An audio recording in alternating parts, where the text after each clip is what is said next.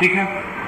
इसके बाद से कहानी आगे बढ़ती है और कहानी आगे बढ़ती है और इसके बगल में एक और फोटोग्राफ है जो कि नेल्सन मंडेला का दिख रहा होगा। नेल्सन मंडेला जो कि साउथ अफ्रीका, आज़ाद साउथ अफ्रीका के पहले प्रेसिडेंट बने, बहुत फेमस आदमी हैं और ऐसा माना जाता है कि इनका भी जो ओरेट करने का, बोलने का तरीका था वो भी बहुत अच्छा था। तीसरा फोटो है प्रेजेंट टाइम के भारत के प्रधानमंत्री श्री नरेंद्र मोदी जी का, और मिस्टर नरेंद्र मोदी जो है वो भी एक बहुत अच्छे वक्ता है, बहुत अच्छे ओरेटर हैं। उनको भी बातचीत करना या फिर भाषण देने की जो कला है उनके अंदर बहुत अच्छी है और मैं चाहता हूँ आपके अंदर भी भाषण देने की एक अच्छी कला विकसित हो सके। ठीक है, आगे बढ़ते हैं, देखते हैं गोल्स ऑफ इफेक्टिव कम्युनिकेशन। अगर गोल की बात करें तो गोल क्या है, इफेक्टिव कम्युनिकेशन करना क्यों है, आखिर इफेक्टिव कम्युनिकेशन की हमें ज़रूरत क्या है। अगर रिकॉर्डिंग रुकेगी तुरंत बताएं। ठीक है, इफेक्टिव कम्युनिकेशन की ज़रूरत क्या है, तो इफेक्टिव कम्युनिकेशन करके हम क्या क्या कर सकते हैं। तो कह रहा है कि ट्रस्ट यानी विश्वास पैदा करने के लिए इफेक्टिव कम्युनिकेशन करना ज़रूरी है। उसके बाद है understanding changing behaviour, acquiring information with the goals, anything that interferes the communication and makes in inactive can be referred to as noise. ठीक है, आप बातचीत करते समय अगर शोर का यूज़ करते हैं, अगर आपकी आवाज़ बहुत ज़्यादा बढ़ जा रही है, आप शोर ज़्यादा कर रहे हैं, तो वो क्या कहलाएगा, इफेक्टिव कम्युनिकेशन नहीं कहलाएगा, उसको नॉइज कहा जाएगा। तो इफेक्टिव कम्युनिकेशन का मतलब जोर जोर से चिल्लाना नहीं होता है। इफेक्टिव कम्युनिकेशन का मतलब क्या है, अपनी बातों को कुछ इस तरह से रखना कि सामने वाला उस बात को समझ पाए। आगे बढ़ते हुए हम लोग आगे निकलेंगे। फैक्टर ऑफ इफेक्टिव कम्युनिकेशन में सबसे पहले कंटेंट, मतलब जो भी चीज़ें आप बोलने जा रहे हैं वो आपके पास लिखित मात्रा में होनी चाहिए। जो आपको पढ़ाना है, जो आपको बोलना है, जो आपको समझाना है, वो जब तक आपके पास एक प्रॉपर तरीके से लिखा हुआ नहीं होगा तो आप फिर कभी भी सही तरीके से उसको डिलीवर नहीं कर पाएंगे। इसके बाद है आपका क्या बताएं, इसके बाद है प्रोसेस। प्रोसेस का मतलब क्या है, किसी काम को करने का तरीका, स्टेप बाय स्टेप तरीके को ही हम लोग प्रोसेस कहते हैं। ठीक है, उसके बाद आता है कंटेक्स्ट। कंटेक्स्ट का मतलब होता है कि it refers to the situation और इन्वायरमेंट, किस सिचुएशन में बात की जा रही है। यहाँ पे 3 लोग बैठे हुए हैं, कल 5 लोग बैठे थे, सही है ना। मैं 9th वालों को कल पढ़ा रहा था तो 12 लोग बैठे थे, तो तीनों में अलग अलग इन्वायरमेंट था। आज का इन्वायरमेंट बिल्कुल अलग है। आज थोड़ी क्लास में साफ सफाई ज़्यादा दिख रही है, आज थोड़ी क्लास में कंप्यूटर भी चालू हो चुके हैं, लाइट भी प्रॉपर है, सब कुछ ठीक है। किसी किसी दिन लाइट नहीं रहती है फिर भी हम लोग काम करते हैं। तो इन्वायरमेंट जो है वो पर डे क्या होता रहता है, चेंज होता रहता है, यानी कि बदलता रहता है। आगे बढ़ते हैं, 7 C's ऑफ इफेक्टिव कम्युनिकेशन। यही चीज़ पढ़ करके इस चैप्टर को हम लोग खत्म करेंगे। 7 C मतलब इफेक्टिव कम्युनिकेशन करने में 7 चीज़ों का ध्यान दिया जाता है, जिसमें सबसे पहले आता है क्लैरिटी। क्लैरिटी मतलब whatever the things you are speaking you should be clear. आपके शब्द क्लियर होने चाहिए, आपके थॉट क्लियर होने चाहिए, आपका इंटेंशन क्लियर होना चाहिए, तब जाकर के आप एक इफेक्टिव कम्युनिकेशन कर पाएंगे। तो आपको स्पष्ट बोलना है, क्लियर बोलना है, क्लियर बोलना सीखना है। दूसरे पे आता है आपका क्लियर के बाद कंसाइज, बहुत इंपॉर्टेंट। ठीक है, मतलब क्या होता है कंसाइज का मतलब, कंसाइज का मतलब होता है ब्रीफ का मतलब कि बहुत बड़े में ना बोल करके किसी चीज को शॉर्ट में बोला जाए।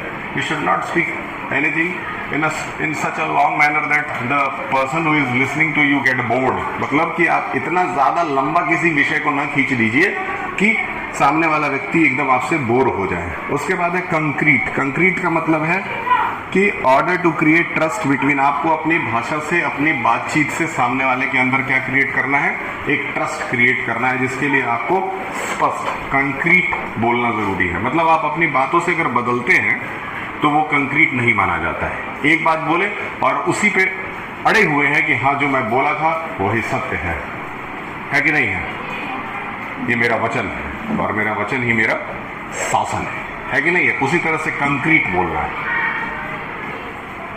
फिर आता है करेक्ट तो बोलना ही चाहिए भैया, झूठ थोड़ी ना बोलेंगे। गलत चीजें डिलीवर करके ज्यादा दिन तक काम नहीं चलता है। इस वजह से आप जो भी बोलते हैं उसमें करेक्टनेस होना चाहिए, उसमें कहीं भी गलती ना हो तो बेहतर होगा। आगे बढ़ते हैं, कंक्रीट करेक्ट हो गया। कोहिरेंट को एक बार रीड कर लेते हैं। Coherent message is a logical that makes sense to the receiver. Message logical होना चाहिए, है ना। अभी आपका एग्जाम है यूनिट टेस्ट का। यूनिट टेस्ट के एग्जाम में अगर मैं हाफ ईयरली का रिवीजन कराऊं तो इलॉजिकल माना जाएगा। तो इसीलिए हमें लॉजिकल काम ही करना है। अगला है कंप्लीट। कम्युनिकेशन जो है वो शुड बी 100% कंप्लीट, पूरी तरह से कंप्लीट अगर होगा, यानी कि स्टार्टिंग से लेकर के एंड तक जब तक आप ना पहुंच जाए तब तक कम्युनिकेशन खत्म नहीं होता है। ये चीज ध्यान में रखना है कि शुरू करना है और खत्म भी करना है। Go and bring a chalk and a duster from class 1। 2 chalk और 1 डस्टर लेते हैं क्लास 1 से।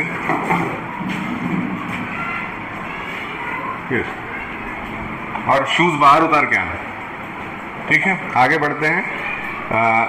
तो कोहेरेंट हो गया complete. A complete message will have all the information the receiver needs to know. Complete का मतलब क्या होता है? जिसमें कोई कमी ना हो, कुछ और ऐड करने के लिए ना हो, मतलब जो भी आपको पढ़ना है, जो भी आपको लिखना है, वो पूरी तरह से आपने कंप्लीट कर रखा है A to Z। उसके बाद है कर्टियस। कर्टियस का क्या मतलब होता है? The message should be convey respect to the receiver, the feeling and the view of the receiver along with the knowledge, experience and the age must be considered. It shows respect for the receiver. The receiver should be addressed in a friendly and courteous manner by using respectful term or gesture.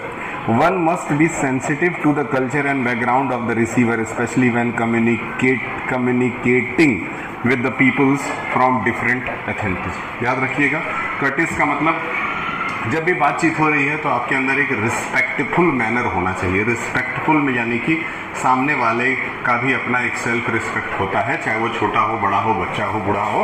उस self respect को ध्यान में रखते हुए ही बातचीत करना चाहिए। आई think the recording is going on, very good. Next, इसके बाद से है बेनिफिट ऑफ इफेक्टिव कम्युनिकेशन, जो कि इस पार्ट का सबसे इंपॉर्टेंट पार्ट है, इस चैप्टर का सबसे इंपॉर्टेंट पार्ट है। बेनिफिट क्या क्या है? अगर आप अच्छा बोलते हैं, अगर आप इफेक्टिव कम्युनिकेट करते हैं, तो इफेक्टिव कम्युनिकेट करने से आपको फायदा क्या क्या होगा उसके बारे में जान लेते हैं। तो सबसे पहले कह रहा है effective communication reduces misunderstanding and prevent us from overlooking important information. ठीक है, इफेक्टिव कम्युनिकेशन की हेल्प से क्या होगा कि जो आपका जो भी मिसअंडरस्टैंडिंग है वो खत्म हो जाएगा, जो आपको दुविधा है वो खत्म हो जाएगी। ठीक, आप स्पष्टीकरण की तरफ आगे बढ़ सकेंगे, आपको चीजें क्लियर होंगी। This save the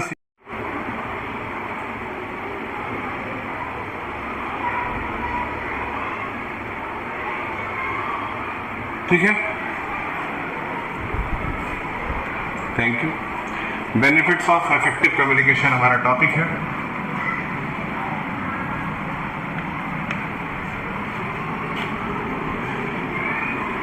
benefits of effective communication.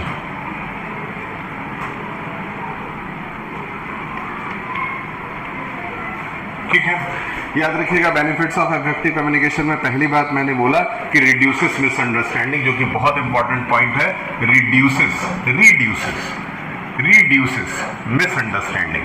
Effectively communicate करते हैं तो मिसअंडरस्टैंडिंग खत्म हो जाती है। मिसअंडरस्टैंडिंग याद रहेगा, मिसअंडरस्टैंडिंग को आप रिड्यूस कर सकते हैं अगर आप इफेक्टिवली कम्युनिकेट करते हैं उस सिचुएशन में। ध्यान दो, वो माउस चल रहे हैं ना, तो उसको क्या बजाया जाएगा? इस पे रखो, यूज करो, देखो लाइट आ रहा है उसमें, पीछे से कनेक्टिविटी है उसकी, check the connectivity, then only you will be able to use ना। आगे बढ़ते हैं। Effective communication create a comfortable environment. दूसरा नोट करिए, comfortable environment is created by effective communication.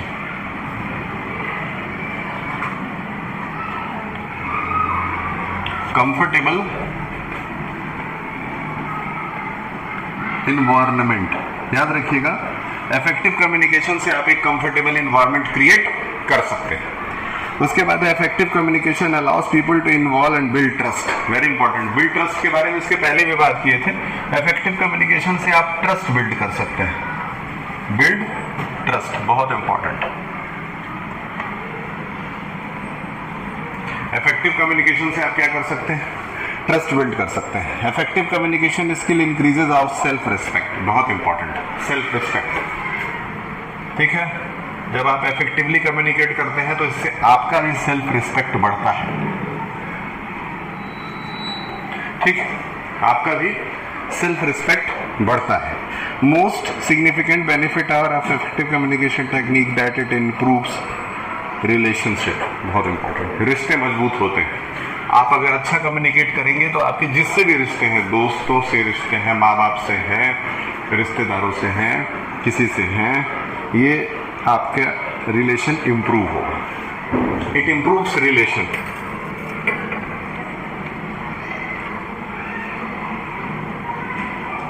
It improves relation. इससे आपका रिलेशन पहले से ज्यादा क्या होगा, मजबूत होता चला जाएगा। याद रखिएगा, रिश्ते अगर अच्छे रखने हैं तो बातचीत अच्छी करें, ठीक। इसके बाद है आपका बेसिक राइटिंग स्किल। आ जाइए, राइटिंग स्किल जो हमारा चैप्टर नंबर 5 था, बहुत छोटा चैप्टर था। ये भी दोनों चैप्टर बहुत छोटे हैं, काम हमारा बहुत आसान हुआ, बहुत कम समय में हम लोगों ने 5 चैप्टर निपटाया है, ठीक है।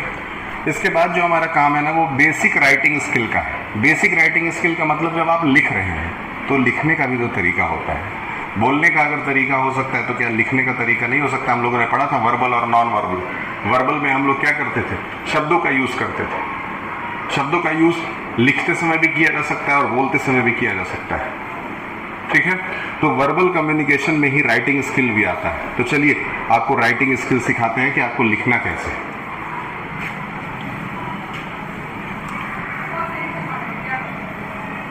हाँ बताएं, क्या हुआ? कोई बोला है क्या? अच्छा, बगल वाले क्लास, ठीक, कोई बात नहीं, सॉरी, ठीक है। पढ़ते हैं। बेसिक राइटिंग स्किल क्या है? Proficiency in writing communication is considered to be utmost important in today's world. Written communication is preferred to all official purpose. जहां भी ऑफिशियल काम हो रहा हो, ऑफिस में जब भी काम होता है, कोई सरकारी काम होता है, ये सारी चीजें जो है वो रिटन कम्युनिकेशन के अंदर आती है। किसमें आती है?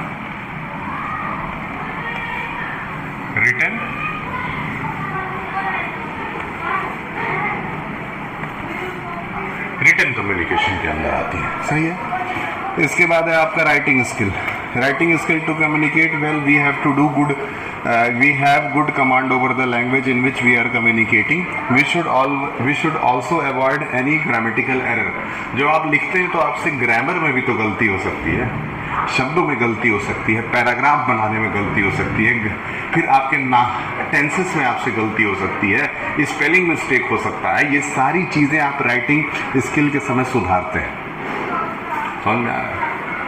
ठीक, चलिए आगे बढ़ते हैं। Now we look upon the group of words. In a corner on the wall a man of wisdom on a mountain. ठीक, आपको मैं 4 लाइन लिख करके देता हूं। लिखा है इन अ कॉर्नर। क्या लिखा है पहला? इन अ कॉर्नर। ठीक, दूसरा लिखा हुआ है on a wall. On a wall, clear है? तीसरा लिखा हुआ है, बताएं तीसरा क्या लिखा है, बताएं। अ मैन ऑफ विजडम।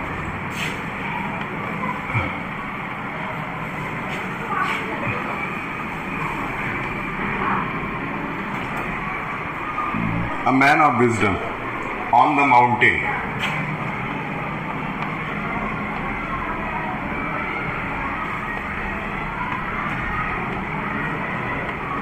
ठीक है, A man of wisdom और on the mountain. On the mountain. अब देखिए 4 चीजें जो यहाँ पे मैंने लिखी हैं, इन चारों का में एक चीज कॉमन है कि इन चारों को पढ़ करके ना कोई कंप्लीट मीनिंग नहीं मिल रहा है। जैसे लिखा ऑन द वॉल, मतलब दीवार पर। दूसरा है इन द कॉर्नर, कोने में। इन सब चीजों से क्या समझ में आता है? कोने में क्या भैया, वॉल पे क्या? फिर लिखा हुआ है अ मैन ऑफ विजडम। विजडम मतलब जिसके पास बुद्धि हो, बुद्धि, है ना? अ मैन ऑफ विजडम। फिर है ऑन द माउंटेन। तो इसमें 4 चीजें मैं आपको बताया। 4 लाइनों में इसको फ्रेज कहा जाता है। बेसिकली फ्रेजेस का इस्तेमाल जो होता है, सेंटेंस के एक पार्ट होते हैं, टुकड़े होते हैं। इन टुकड़ों का इस्तेमाल करके एक सेंटेंस को फ्रेम किया जाता है। इसके साथ बाकी सब्जेक्ट, प्रेडिकेट, सब्जेक्ट और ऑब्जेक्ट का भी यूज किया जा सकता है। तो क्या कह रहा है? A phrase is a group of word that forms unit with in a sentence but in incomplete independently.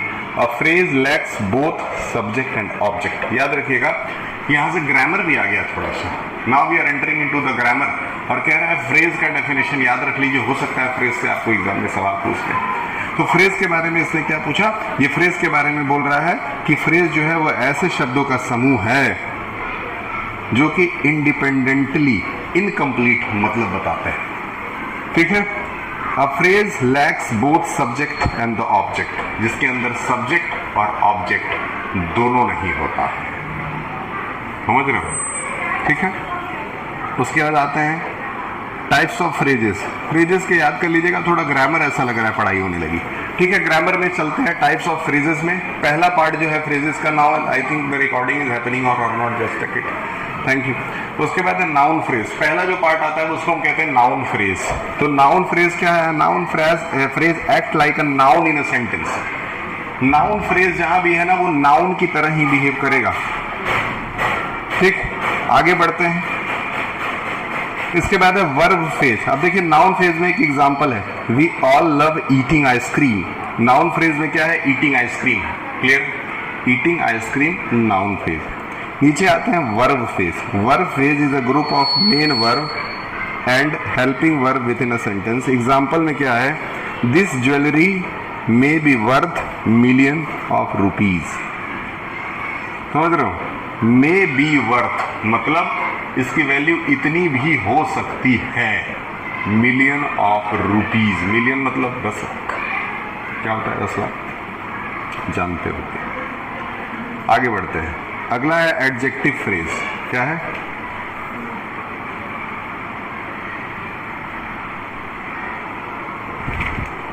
अगला आता है adjective phrase. An adjective phrase build around the adjective and consist of adjective और an article. Example में देखिए, अब adjective क्या है? जो नाउन की स्पेशलिटी बताता है, ऐसे शब्दों को एडजेक्टिव कहते हैं। तो जैसे लिखा हुआ है, Radhika walked on the stage very gracefully. इसमें वेरी ग्रेसफुली जो है वो एडजेक्टिव फ्रेज है। ठीक है, नीचे है एडवर्ब, जो वर्ब की विशेषता बताते हैं, है कि नहीं, जिनको क्रिया विशेषण कहते हैं। पढ़े होंगे हिंदी में भी, एडवर्ब मतलब क्रिया विशेषण। तो क्या है? We strolled through the gardens very slowly. Adverbial phrase very slowly. Very slowly मतलब बहुत धीरे धीरे, वो आपका एडवर्बियल फ्रेज आ गया। इसके बाद आपका आता है प्रीपोजिशनल फ्रेज। प्रीपोजिशन में क्या है जरा देखते हैं। Prepositional phrase always begin with the preposition and is followed by the noun. Example, all room below the deck are for sleeping. Prepositional phrase क्या है? बिलो। क्या है भैया? बिलो। जैसे ये आपका इसके बिलो रखा हुआ है, ये इसके ऊपर रखा हुआ है। तो जहां कहीं भी पोजीशंस नजर आए, पोजीशन पता चले किसी ऑब्जेक्ट का, किसी सब्सटेंस का, वो आपका प्रीपोजिशनल फ्रेज में आता है। ठीक है, यहां तक आपका इस चैप्टर में दिया है। लेकिन नीचे हम लोग अगर आते हैं तो थोड़ा सा सेंटेंस के बारे में भी है, लेकिन पूरी तरह से ग्रामर ही है। चलिए, अच्छा है, कुछ आपको ग्रामर भी सीखने के लिए मिल रहा है इसमें। ठीक है, इसके बाद आता है सेंटेंस। पढ़ लेते हैं। Group of word that is having a definite meaning is called sentence. पढ़े होंगे बचपन में ही, इस पर ज़्यादा बात नहीं करेंगे। ठीक है, आगे बढ़ते हैं। काइंड ऑफ सेंटेंसेस में असर्टिव, इंपरेटिव, इंट्रोगेटिव, एक्सक्लेमेटरी हमने पढ़ा है। ठीक है, आगे देखते हैं। आगे है आपका सबका मतलब है। इंपरेटिव का मतलब है कमांड देना, ऑर्डर देना। इंट्रोगेटिव का मतलब है क्वेश्चन पूछना। एक्सक्लेमेटरी का मतलब है आश्चर्य दिखाना या भावना दिखाना। ठीक है, पार्ट ऑफ सेंटेंस में दो होते हैं, एक सब्जेक्ट होता है, एक दूसरा प्रेडिकेट होता है। सब्जेक्ट जो कि नाउन होता है, प्रेडिकेट मतलब उसके बाद का जो भी पार्ट होता है वो प्रेडिकेट के अंदर आता है। अच्छी बात है। Rules of writing a sentence. जब भी आप सेंटेंसेस लिखते हैं तो उसमें कुछ रूल्स हैं, उस रूल्स को फॉलो करने की कोशिश जरूर करें। पहला रूल क्या है? Use short sentences. बहुत लंबे सेंटेंसेस लिखने की जरूरत नहीं है, वो सामने वाले को बोर कर देगा। ठीक है, छोटे सेंटेंसेस लिखें ताकि सामने वाले को समझ में आ जाए। लिमिट सेंटेंस कंटेंट, है ना, बहुत कंटेंट बहुत ज़्यादा न डालें। कंटेंट मतलब आप समझ रहे होंगे आजकल कंटेंट। तो कंटेंट का मतलब क्या है? जो भी आपका पैरा है ना, उसको शॉर्ट में ही निपटाने की कोशिश करें। ठीक है, इसके बाद है इकोनोमाइज ऑन वर्ड। ठीक है, अच्छे शब्दों का इस्तेमाल करें। Arrange the sentence in a proper sequence. ठीक, सेंटेंसेस को प्रॉपरली अरेंज करके लिखें।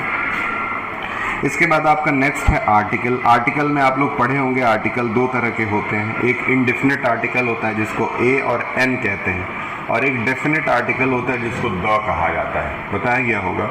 ठीक है, तो ए और एन का यूज़ कहाँ कहाँ किया जाता है ये आपको छोटे बच्चे क्लास 1 क्लास 2 के भी पढ़ते हैं। एन अम्ब्रेला और एन यूनिवर्सिटी क्यों नहीं कहते हैं, है कि नहीं? यूनिवर्सिटी में तो एन नहीं लगता, उसके अपने अपने बहुत सारे अलग अलग रूल होते हैं। लेकिन अभी फ़िलहाल जैसे रिवर है तो अ रिवर हो जाएगा, है ना। बर्गर है तो अ बर्गर हो जाएगा।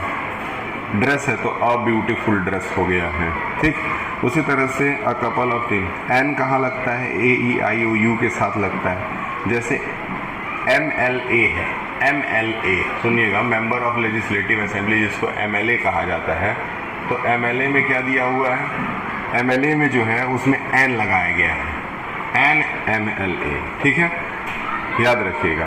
ही हैज़ एन अम्ब्रेला, क्या है, he has an umbrella.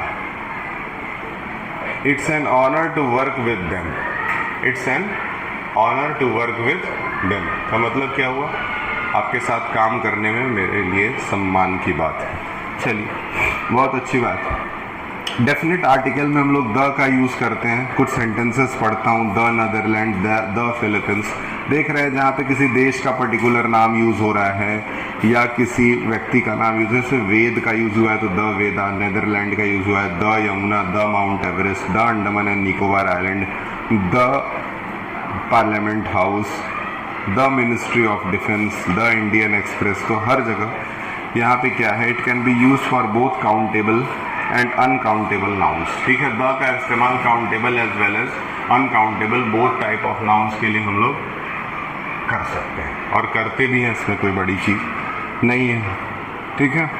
The name of newspaper and magazine, the Indian express, the Hindustan times, the smallest bird, the happiest movement, the Mongols, the French, the Hindus, याद रहेगा। चलिए आगे बढ़ते हैं, पैराग्राफ लिखना भी सीख लेते हैं। किसी भी पैराग्राफ को लिखते हैं तो कैसे डिज़ाइन किया जाता है, आप ऐसे लिखते होंगे तो आपको पता होगा, ठीक है। आप लिखते हैं, सबसे पहले ऊपर इंट्रोडक्शन डालते हैं और उस टॉपिक के बारे में समझाने की कोशिश करते हैं। उसके नीचे आते हैं तो उसके बाद लास्ट में जो है वो सपोर्ट एक्सप्लेनेशन, बीच में उसका पूरा एक्सप्लेनेटरी वाला पार्ट होता है और फिर लास्ट में कौन सा पार्ट होता है, कंक्लूजन वाला पार्ट होता है, ठीक है। लास्ट में कंक्लूजन डालते हैं, ठीक। चलिए आइए थोड़ा सा रूल जान लेते हैं कि कैसे कैसे ये काम किया जाता है। तो give the paragraph uniformity, paragraph एक जैसा यूनिफॉर्म होना चाहिए। कीप द पैराग्राफ शॉर्ट, कोशिश करें कि पैराग्राफ को बहुत ज़्यादा लंबा ना करें, कोई फ़ायदा नहीं है। It should be short. Use topic sentences, sentences का यूज़ करें। Leave out unnecessary details, unnecessary details को छोड़ दें। And the paragraph with the concluding sentence, last में कंक्लूजन वाला सेंटेंस जरूर नोट किया करें, ठीक है। ये कुछ रूल्स थे जो कि आपको याद रखने हैं, ठीक है। ये आपके पैराग्राफ लिखने के रूल्स हैं। पैराग्राफ लिखने के रूल्स के बाद से आपका इस चैप्टर में बहुत से एमसीक्यूज दिए हुए हैं या फिर बाकी चैप्टर्स में से भी बहुत से एमसीक्यू हैं। याद रखिएगा, इन एमसीक्यूज को ज़रूर पढ़िएगा क्योंकि हो सकता है इन एमसीक्यूज में से भी उसने सवाल बना दिया हो आपके लिए, ठीक है। नहीं भी बनाया है तो चैप्टर के बीचों बीच का पार्ट पढ़ करके आपको आना है, क्लियर रहेगा, ठीक है। अब इसके बाद आपके कंप्यूटर की क्लास नहीं चलेगी, कल आपके कोई भी मेरे क्लास नहीं है, परसों आपकी इंग्लिश की क्लास चलेगी जिसमें आप स्टोरी पढ़ेंगे और वो स्टोरी आपके यूनिट टेस्ट 1 से रिलेटेड नहीं होगी, आगे की पढ़ाई होगी, ठीक है, ताकि आपका समय से कोर्स कंप्लीट हो जाए। और याद रहे कि हमारे विद्यालय में पिछले वर्ष भी 3 पीरियड हुआ था और इस बार भी 3 पीरियड होगा। और देख लीजिए इस बार का रिजल्ट बहुत अच्छा हुआ है। कोई भी बच्चा किसी भी क्लास में 10th का बच्चा जो है वो रुका नहीं है, सारे बच्चे लगभग ठीक ठाक नंबर ही पाए हैं, लेकिन सारे बच्चे पास हो गए हैं, ठीक है। उम्मीद करते हैं कि आप उनसे ज़्यादा अच्छा नंबर पाएंगे, ठीक है। राइटिंग स्किल पे थोड़ा ध्यान दीजिएगा, ठीक है। और 9th क्लास के बच्चों को चाहे वो किसी भी हालत में हो उनको भेजिए। अगर वो पढ़ रहे होंगे तो उनके टीचर को दूसरा काम दे करके उनको अभी